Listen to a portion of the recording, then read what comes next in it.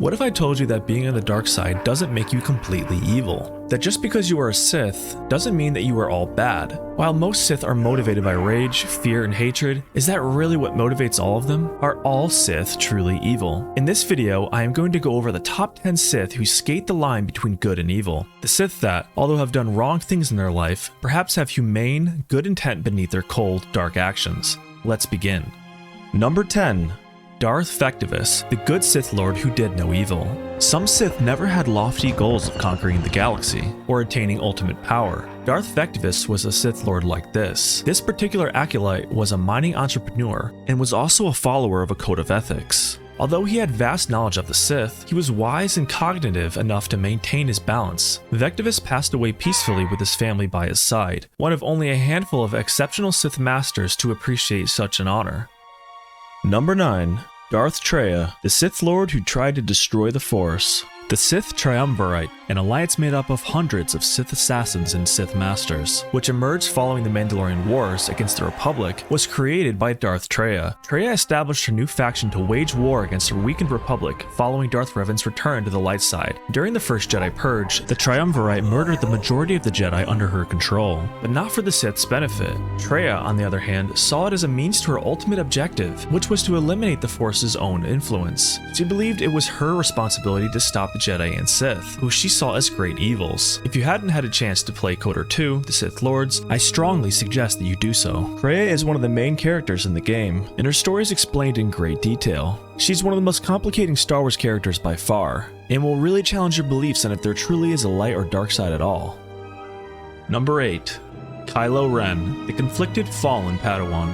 Although canonically it is not certain whether Kylo was ever established as an actual Sith, there is no doubt that he was strong within the dark side of the Force. Being manipulated by Snoke from an early age, as well as Palpatine in the shadows, one could understand how someone would not be wise or strong enough to resist the magnetic pull towards the dark side. If Kylo had never had such dark influences in his life, it is quite possible that he would have never committed such wrongdoings, and would have become a great Jedi within the new Jedi Order, under Luke Skywalker. Number 7. Darth Tyrannus, former Jedi Master and apprentice to Darth Sidious. The Sith Lord Darth Tyrannus, also known as Count Dooku, appears to have had noble goals for the galaxy, despite the way things seemed on the surface. In the final years of the Republic, he left the Order and became an apprentice to Darth Sidious, working secretly to give the Sith more power in the Senate. However, Tyrannus' conversation with Obi-Wan while he was in prison on Geonosis showed that he was ready to overthrow his master. You must join me, Obi-Wan. And together, we will destroy the Sith. I will never join you, Dooku. I for one believe Dooku did in fact have good intentions. It's crazy to think how much the fate of the galaxy would have changed if Obi-Wan had just listened to Dooku. Number 6. Darth Mar, honorable war leader and Sith master. Darth Mar was nothing if not ambitious. He was prominent in the Sith Empire from a young age. His face mask, which he never took off, added to his mystery. Mar was clearly not evil in the strictest sense of the word, like that of Darth Malgus. Despite the fact that he was an aggressor, he treated the Jedi Order, particularly Grandmaster Suchil Shan, with the utmost respect, and was a strong advocate for alien rights. He was unique among Sith Lords because he died acknowledging the Jedi Code's truth. If you have played Star Wars The Old Republic, you'll know that teaming up with the Sith Master never feels evil or wrong.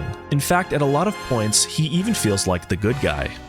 Number 5. Darth Caedus, the fallen son of Han Solo. In the expanded universe, now Legends, Jacen and Jaina Solo were Han Solo and Leia's children. They progressed from young Jedis to prominent Jedi Knights, who participated in numerous intense conflicts, most importantly, the Yuuzhan Vong invasion of the core of the galaxy. This was the turning point that caused Jacen Solo to turn to the dark side and become Darth Caedus, the Sith Lord. He thought it was the only way to keep the galaxy from falling apart completely. His path to peace was littered with devastation in bodies, including Mara Jade, the beloved wife of Uncle Luke Skywalker. Ultimately, Caedus was defeated by his twin sister Jaina in one last, profound and emotional duel.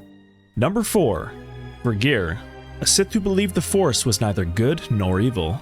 Berenger was one of the galaxy's most distinctive and ominous beings. She revealed herself for the first time during the Yuuzhan Vong War, Jacen Solo, who was kidnapped by the Vong, eventually became her friend. Berenger started educating Jacen in the ways of the Force, and before long, it became obvious that she was once an important part of the Jedi Order. Jacen was led by her morally ambiguous teachings, away from the light side of the Force, and into a much grayer area. She turned out to be a Sith double agent, despite the fact that her intentions were not evil. As a matter of fact, Berenger saw the Force as an impartial element within the galaxy, with no preference or adherence to either side.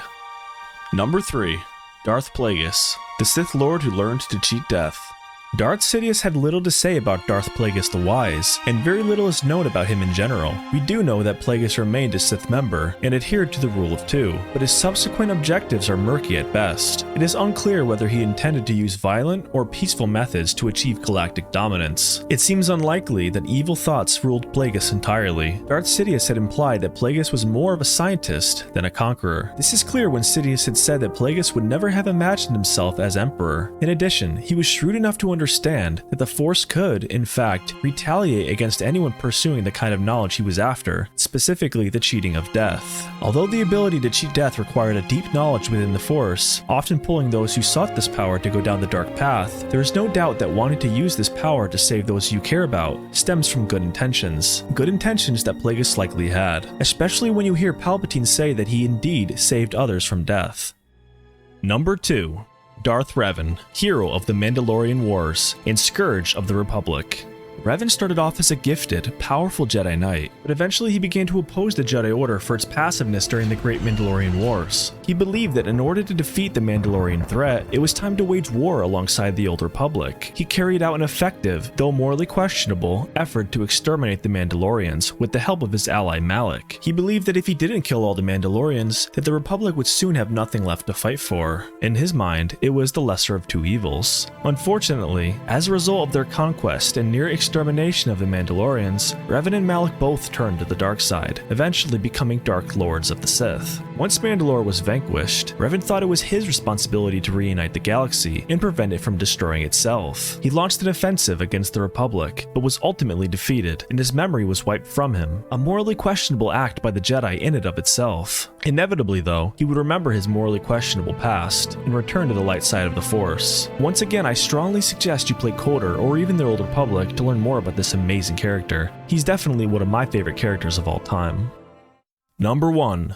Darth Vader, destroyer of the Jedis and their ultimate redeemer. The assertion that Darth Vader was not evil may appear odd, especially when you consider some of the brutal acts that he performed, but the reality is far more complicating than one might imagine. Although Anakin's selfishness and desire for power were his ultimate downfalls, he never considered himself a villain. In fact, he considered all of his actions noble, and for a good cause. He killed the Sand People because they had killed his mother. And yes, he killed countless Jedi out of the hope of gaining enough power to save Padme, the woman who would ultimately birth his two children. Vader was ruthless, no doubt, and his anger drove him deeper into the dark side, where he killed his failing subordinates, crushed those who disagreed with him, and mercilessly killed his enemies. However, he wasn't motivated by genuine evil. Through all of his shortcomings, he didn't embody true wickedness and evil in the same way that his master Darth Sidious did. This is demonstrated by the fact that despite everything he had done, he returned to the light side, claiming that Luke had saved him from himself. He even was seen as a Force ghost at the end of Return of the Jedi, solidifying the fact that he indeed returned to the light side. So I hope you guys enjoyed that list. A surprise, to be sure, but a welcome one. As you can see, things aren't always black and white, but I'd like to know what you guys think. Did I miss anyone? Perhaps the archives are incomplete. Please let me know in the comments. And also please make sure to subscribe, because I'm going to be putting in a lot of effort into these videos, and you're not going to want to miss them. Until next time, this was Star Wars Bunker.